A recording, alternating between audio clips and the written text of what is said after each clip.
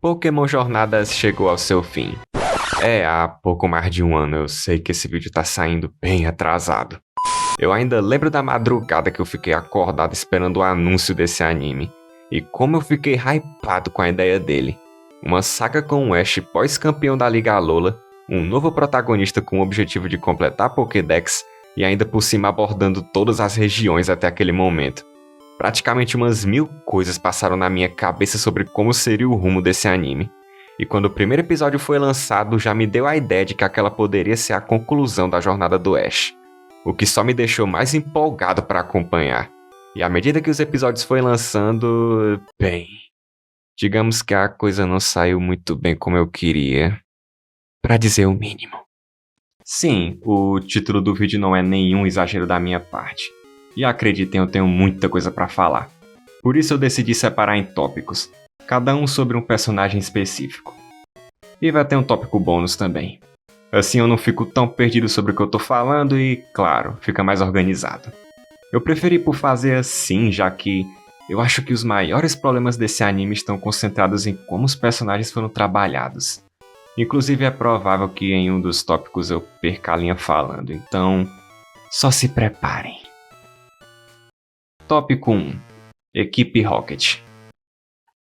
Sim, é estranho eu separar um tópico só pra falar da Equipe Rocket, já que muita gente deixou de se importar minimamente com eles há muito tempo.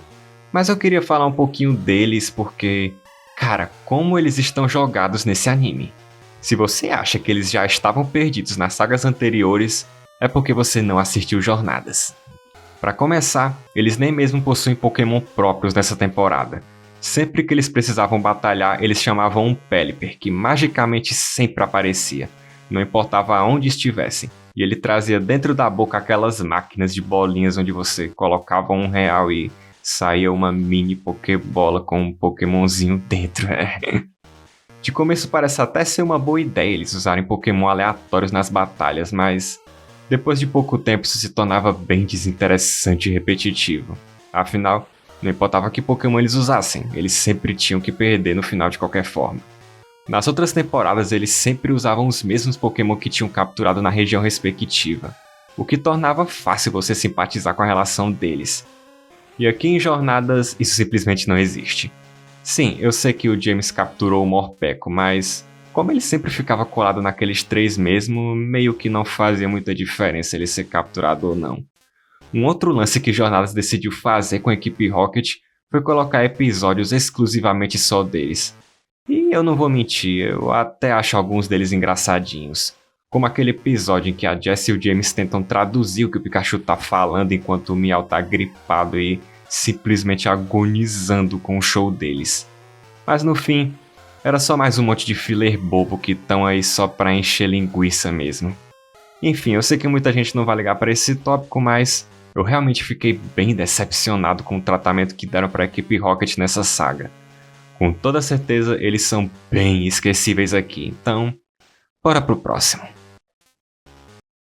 Tópico 2. Koharu. A Koharu no início era uma personagem completamente sem rumo, pois ela não tinha nenhum objetivo traçado, nenhum interesse em Pokémon, e só vivia na vida como uma garota comum de escola mesmo. E à medida que os episódios foram avançando, a Koharu vai criando e desenvolvendo seu interesse por Pokémon. Ela acaba ganhando mais presença no anime quando captura uma Eevee, que não tem ideia de qual linha evolutiva escolher. E eu tenho que dizer, a Eevee foi uma escolha perfeita para Koharu, já que pelo Eevee ser um Pokémon com várias evoluções e esse Eevee em particular não sabe para qual evoluir, casa bem com esse lance da Koharu de tentar se descobrir e saber onde exatamente ela se encaixa. E bom, com isso a gente teve vários episódios focados nas Evolutions, onde a Koharu recebeu uma pedra de evolução de um treinador no final do episódio, e outros com a Koharu aprendendo mais sobre o que ela pode fazer no futuro. Um dos melhores episódios que saiu disso foi o em que a Koharu viaja para Hoenn e encontra a Serena. E lá ela fala para a Koharu que, quando você estiver em dúvida sobre o que fazer, você simplesmente experimenta para ver no que é que dá, já que terá valido a pena pelo aprendizado. E esse é um conselho que a própria Serena recebe do Ash na época de XY. E tendo recebido esse conselho, a Koharu decide participar de um contest com a Eevee, só pra ver no que dá. Cara, esse episódio é muito bom. E a brilhante conclusão de toda essa trama é a Koharu decidindo partir em uma jornada para estudar sobre evolução. Aí a Eve não evolui. Olha, isso aqui foi no mínimo broxante. Você acompanha uma personagem ao longo de um arco de descobrimento para no final ela simplesmente só seguir os mesmos passos do pai. Coisa que na verdade ela nem queria para começo de história. Sabe, é uma pena o que fizeram com essa personagem, já que ela tinha tanto potencial. E o mais triste disso tudo é que provavelmente nunca vamos saber o que de fato a Koharu decidiu se tornar. Se é que ela decidiu se tornar alguma coisa, né? Ah, e uma coisa que eu só me lembrei quando eu tava escrevendo o outro tópico foi que o fato do Iemper ter sido simplesmente esquecido ao longo do anime. No começo ele era até vendido como o Pokémon principal da Koharu, mas depois que o Eevee aparece, ele só é ignorado mesmo. Se você tá curtindo o vídeo até agora, vou pedir encarecidamente que você se inscreva no canal, deixe seu like, comente e compartilhe o vídeo. Tô começando no YouTube agora, então qualquer forma de divulgação vai ser de grande ajuda pro vídeo chegar em mais pessoas. Dito isso, bora continuar. Tópico 3. Go. Bom, aqui é onde provavelmente vocês esperam que eu comece a tiltar, mas calma lá que tá chegando. De antemão eu já digo, não, eu não odeio o Go. Eu odeio as muitas situações em que os roteiristas decidiram encaixar pro personagem. Então, sim, eu meio que faço parte desse grande grupo de pessoas que tem um derrame toda vez que vê o Go metralhando um monte de Pokébola em um Pokémon até capturar. Cara, aquele episódio do Suicune, eu sei lá, mano, eu confesso que eu não tive muita reação, eu só sei que teve uma hora que eu comecei a rir. Isso foi muito estranho. E isso acabou sendo feito por eles quererem que os jogadores de Pokémon GO se sentissem representados no anime. Mesmo que isso estivesse sendo aplicado no mesmo universo onde o Ash recebia muito sermão para batalhar com Pokémons de capturar. Bom, sentido pra quê, né? Mas saindo um pouco desse lance das capturas, eu acho que o Go é de longe o personagem mais bem desenvolvido desse anime. Sim, pois ele começa um anime bem maturo com essa coisa de querer que o Mew fosse o seu primeiro Pokémon. Até hoje eu não consigo levar isso muito a sério, mas enfim. Até que logo ele simpatiza com o Scorbunny, tornando ele o seu primeiro Pokémon. O que inspira o Go a querer completar a Pokédex, usando isso de auxílio pela busca do Mew. Pois, segundo o próprio anime, pelo fato do Mew possuir o DNA de todos os Pokémon, capturar um de cada espécie iria lhe ajudar a aproximar cada vez mais do Pokémon mítico. Como que eles iriam concluir isso? Não me pergunte, o próprio anime meio que desistiu dessa ideia no meio do caminho. Um episódio que eu julgo bem importante para o desenvolvimento do Go foi o episódio onde o Sobble evolui para Drizzilo, que por conta da recente evolução acontece uma espécie de mudança de personalidade no Pokémon, relacionada até com a tristeza que ele sentiu por ainda não ter evoluído para Inteleon. Isso faz ele querer se isolar de todo mundo e no final do episódio, o Go acaba compreendendo e se identificando com os sentimentos do Drizzile, já que o próprio Go na infância tinha dificuldades de se relacionar com outras crianças. E por conta disso ele também se isolava. Toda essa relação entre os dois nesse episódio acaba humanizando muito o Go, fazendo ele aprender sobre não colocar pressão nas coisas e que tudo tem a sua hora certa. E só para completar essa parte sobre o desenvolvimento do Go, um outro episódio que eu sempre gosto de comentar é o da batalha de Raid contra o Articuno, onde o Go acaba recebendo um puta de um sermão do Gary sobre trabalho em equipe. E por mais que o Gary ainda continue bem babaquinho aqui, nesse ponto ele estava absolutamente certo, isso fez com que o Go aprendesse sobre cooperação. Enfim, definitivamente o Go é o personagem com um arco bem mais fechadinho e resolvido nesse anime. Agora, uma das coisas que sempre me confundiu foi sobre esse objetivo dele de completar a Pokédex, tipo, não é como se ele tivesse decidido fazer isso simplesmente porque sim. O anime mostra claramente que o interesse do Go em capturar todos é única e exclusivamente por conta do Mew. Mas aí quando o Gary chega no rolê falando sobre o projeto Mew e incentiva o Go a participar, toda essa coisa de completar a Dex é jogada de escanteio. Ou pelo menos eu acho que é o que devia ter rolado, pois vira e mexe nos episódios seguintes, mesmo o Go participando do projeto Mew, ele ainda continua capturando Pokémon.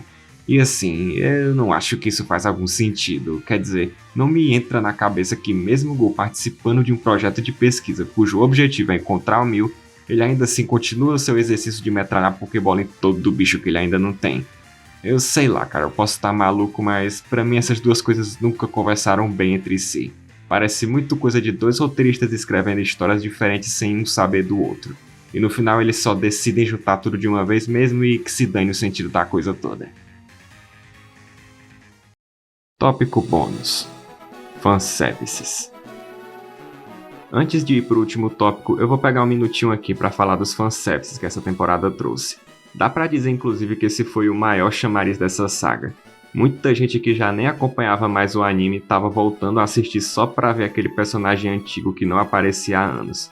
E de um modo geral, eu acho que os fanservices aqui foram ok.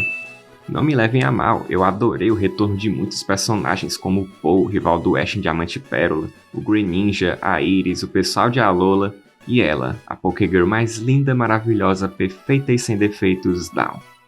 E assim, eu sei que isso pode ser uma opinião bem popular, mas eu sinto real que muitos dos fanservices aqui foram feitos de uma forma apressada e nas coxas. Um exemplo disso é no episódio em que a Iris retorna como campeã de Unova, que sim, é um episódio muito bom, mas eu acabei sentindo muita falta do Ash comentando que ele também se tornou um campeão, assim como ela. Pode parecer besteira, mas eu acho que isso teria dado uma sensação bem mais legal pro episódio. Sabe, isso me deu muito a impressão de que eles só estavam colocando esses retornos e fanservice por algum tipo de obrigação, ou sei lá. É tipo quando você faz aquele trabalho de escola nas pressas só pra dizer que fez e ganhar uns pontinhos fáceis de uma forma preguiçosa. Então, eu não acho que tudo foi feito aqui do melhor jeito possível e com certeza não como eu queria, mas acabou sim sendo bem satisfatório ver os companheiros e Pokémon do Ash voltando pro anime, mesmo que sendo só por 1 ou 2 episódios. Tópico 4: Ash Ketchum.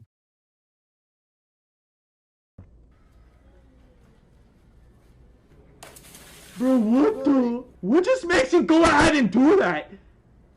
No. No shit! No shit, Sherlock! Bro, are you serious?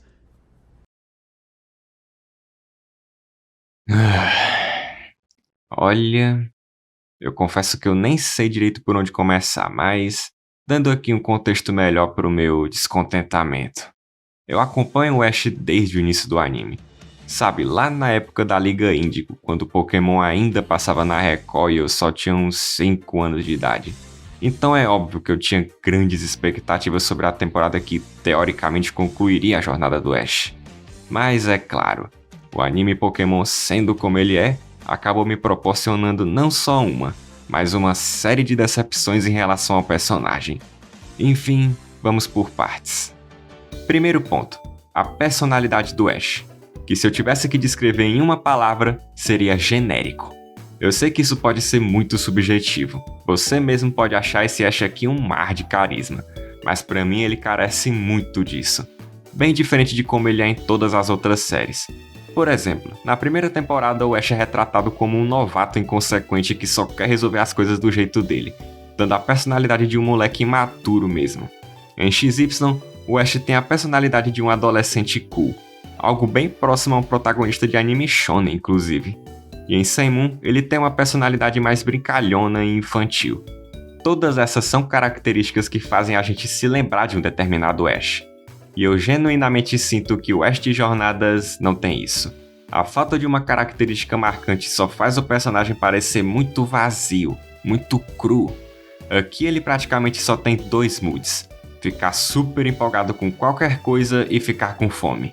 Tipo, sério, dá pra contar nos dedos de uma mão quantas vezes o Ash realmente se sentiu triste ou com raiva. E isso se deve muito ao fato do anime não ter tido nenhum episódio explorando a parte sentimental ou emocional do Ash, fazendo ele parecer alguém perfeitinho que não passa por nenhum tipo de dificuldade. O que me puxa agora pro segundo ponto: o arco do Ash em Jornadas. Ou melhor, a ausência de um arco. Eu sei que muitos vão dizer que o Ash nunca teve de fato um arco, mas na verdade dá pra dizer sim que ele teve um mini arco em cada saga. Como na primeira vez em que ele perde a Liga Pokémon e vira um sad boy.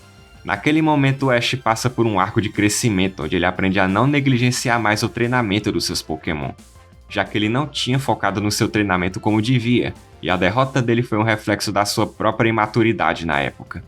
Outro momento que vale ser citado é na sua batalha contra o Brandon na Batalha da Fronteira.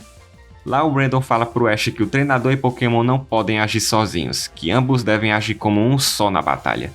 E isso faz o Ash pegar os seus iniciais de canto e fazer uma espécie de treinamento especial, onde eles passam alguns dias acampando na montanha sozinhos com o intuito de se reconectarem. Eu sempre adorei esses mini arcos, eram momentos como esse que faziam o Ash realmente crescer como treinador e pessoa, tornando o seu desenvolvimento muito mais humano ao meu ver.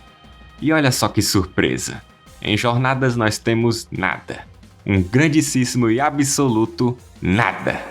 Olha, nesse ponto vocês vão me chamar de maluco, e eu não tô nem aí. Mas a impressão que isso me passou é que desde o começo de Jornadas o Ash já estava pronto para derrotar o Leon, e que a única coisa que lhe faltava era um time novo de Pokémon. Como se nada no próprio personagem precisasse evoluir. E eu sei que muita gente fala por aí que o Ash não precisava mesmo de um arco nessa saga, falando que ele já estava totalmente desenvolvido, que por ele ter se tornado campeão de Alola ele chegou no seu ápice. Olha, duas coisas. Primeiro, o Ash ainda é uma criança de 10 anos. E segundo, não é porque ele virou campeão de uma liga Pokémon que ele não precisa mais crescer e se desenvolver. Uma coisa que eu acho que eles podiam ter feito aqui é colocar o Ash numa situação de dúvida depois da sua primeira batalha contra o Leon, onde ele se sentiria inseguro em batalhar contra ele de novo. Não só pela fama do Leon de ser invicto, mas como também pelo Ash nunca ter batido de frente com alguém daquele calibre.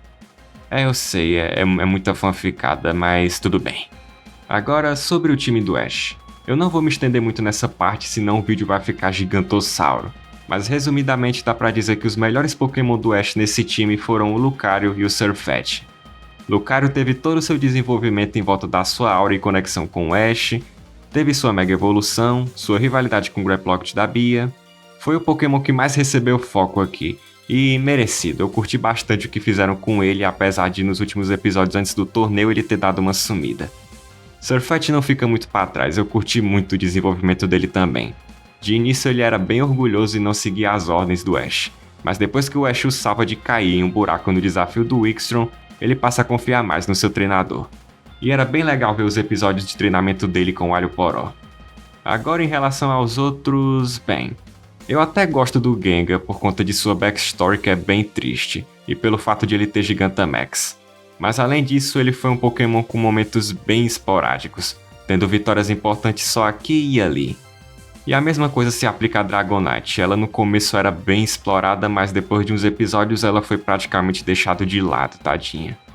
Tendo inclusive seu moveset alterado em off-screen. E por fim temos o Dracovish, que é bem overpower em alguns momentos, mas com zero desenvolvimento. E eu conheço pessoas que realmente esqueceram que esse Pokémon estava no time. É, triste. Mas vamos falar agora sobre o campeonato da Coroação Mundial. Que vamos ser sinceros, é óbvio que desde o início eles queriam fazer o torneio dos mestres com todos os campeões participando, mas precisavam enrolar o anime por 136 episódios, o que nos leva ao campeonato da Coroação. E assim, eu gostei da maioria das batalhas que tiveram, de fato acho que esse é o único fator do Ash que não conseguiram estragar. As batalhas envolvendo ele são realmente incríveis, as animações de batalha, as construções que teve para as vitórias dele, é algo de se elogiar mesmo. Mas voltando ao lance do campeonato, eu só tenho uma mini reclamação a fazer. E envolve também um pouco de fanficada da minha parte. Pessoalmente eu preferiria que essa competição tivesse sido algo mais voltado para os campeões, tipo uma competição que somente os campeões de Liga Pokémon poderiam participar. E que antes do torneio dos mestres eles teriam que passar por uma série de desafios de batalha com a Elite dos 4 ou até mesmo com os cérebros da fronteira que o Ash não enfrentou. Eu acho que isso teria dado um senso de progressão melhor pro Ash, já que ele só estaria participando de uma competição por ele ser campeão da Liga Alola. Mas saindo da área da fanfic e indo pra dura realidade. O torneio dos 8 mestres que, meu Deus... Jornadas sendo jornadas tinha que nos presentear com alguns momentos hediondos, como Alan vs Leon, que... Pelo amor de Deus, eu não tenho palavras para descrever o quão horrível essa batalha foi. E eu nem preciso falar do mais óbvio, né? A oportunidade perdida de terem feito uma revanche do Ash vs Alan. Agora, partindo para as coisas boas, como eu disse anteriormente, a maioria das batalhas do Ash nesse anime não decepcionou. E não foi diferente aqui. Abro só um parênteses sobre a batalha contra o Steven, que foi meio xoxa mesmo. Porém, Ash vs Cynthia foi épico. E claro, a batalha que se estendeu por 4 episódios de Ash vs Leon, com um final indescritivelmente emocionante com todos os Pokémon do Ash torcendo pelo Pikachu para que ele levantasse. E como se não tivesse sido o suficiente, todos os amigos do Ash estavam assistindo a batalha pela TV torcendo pelo amigo. Naquele momento eu só esqueci todos os problemas que a série tinha e aproveitei mesmo. Algumas lágrimas desceram, não teve como.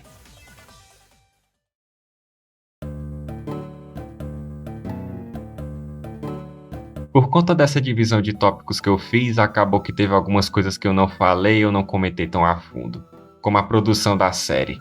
Jornadas teve uma produção caótica, com múltiplas trocas de diretores, mas acho que o maior problema mesmo foi a estrutura episódica da série. Ou seja, episódios sem conexão um com o outro e que são completamente skipáveis. Você pode ignorar a maioria dos episódios sem sentir que perdeu alguma coisa importante na história. E claro que no meio desse monte tivemos o que eu considero os piores fillers que Pokémon já teve. É sério que vocês me fizeram perder tempo com um episódio baseado no joguinho de celular do Magikarp Jump? Tem ideia de quantos episódios mais interessantes poderíamos ter tido no lugar disso? Era para esse anime ter a maior liberdade criativa por se passar em todas as regiões. A gama de possibilidades era gigantesca. Sem falar dos arcos rushados e mal trabalhados que tivemos como o arco de Sword e Shield, que deveria ter recebido mais atenção por galacear a região mais atual da época. E esse anime ainda teve a pachorra de me iludir apresentando ideias boas e abandonar as mesmas logo em seguida. A minha maior desilusão foi no episódio em que o Ash reencontra os seus Pokémon antigos no laboratório do Professor Carvalho. Lá ele descobre que o Infernape estava treinando com os outros Pokémon de fogo porque ele queria batalhar com o Moltres. E adivinha só, depois desse episódio eles nunca mais tocam nesse assunto. O Ash não usa o Infernape de novo e nem nada do gênero. Eu fui um idiota de me iludir com isso mesmo. De qualquer forma, pelo menos na minha opinião, Jornada segue aí sendo a pior série de Pokémon. Eu sei que muita gente critica mais Sun Moon, e realmente não é um anime perfeito e tem suas falhas evidentes. Mas eu ainda acho que Sun Moon tem uma escrita melhor e é uma série bem mais resolvida com o que quer fazer. Talvez Jornada só não seja tão ofensivo pra mim quanto Black and White, mas isso é assunto pra outro dia. E com isso eu... Ah, não... Bom, dependendo do resultado desse vídeo, eu prometo fazer um outro vídeo só pra falar dessa atrocidade que vocês estão vendo aí. Então, se você ainda não se inscreveu ou deixou o like, já sabe, né? Não esqueçam de comentar a opinião de vocês sobre Jornadas. Eu vou adorar trocar ideia com vocês nos comentários. Enfim, até a próxima.